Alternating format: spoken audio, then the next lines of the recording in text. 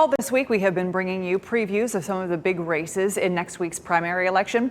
Tonight, WRAL Capitol Bureau Chief Laura Leslie has a look at the fight for the new 13th Congressional District, where more than a dozen candidates are vying for the GOP nomination on March 5th.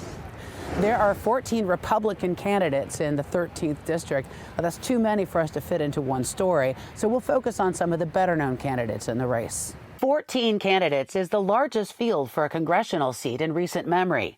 State lawmakers redrew the 13th district last year to make it a safe Republican seat, so it's not surprising that there's a lot of interest.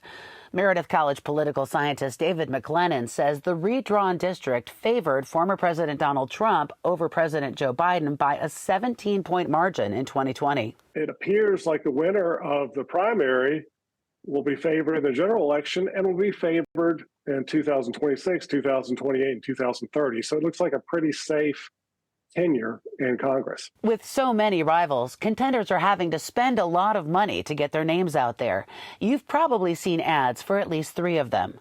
Kelly Daughtry is a Johnston County attorney and the daughter of longtime state lawmaker Leo Daughtry. She also ran for this seat in 2022. Brad Knott is a first-time candidate, a former federal prosecutor and son of noted local attorney Joe Knott. And Fred Von Cannon is a businessman and veteran who ran for a state House district in 2022. Devon Barber also ran for this district in 2022. He hasn't aired many ads, but he's well known in Johnston County, the population center of the newly drawn district. Catawba College political scientist Michael Bitzer says that could matter a lot in a race with no clear favorite and no Trump endorsement. When you get into these kinds of races, such local dynamics could be influential in a race like this, and perhaps the effect of friends and neighbors, where a candidate lives, pulling that base of support, that could be the key thing. Bitzer says the large field will likely divide the GOP vote, making it more difficult for any one candidate to cross the 30% threshold needed to win the primary outright.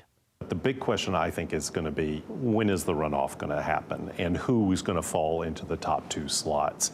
If this race does go to a runoff or a second primary, as it's known, that'll take place on May 14th. Now, there is no Democratic primary for the 13th district because there's only one candidate running, political newcomer Frank Pierce. Incumbent Democrat Wiley Nickel opted not to seek re-election. Laura Leslie, WRAL News, Raleigh. By the way, early voting for the primary runs through tomorrow afternoon at 3 o'clock.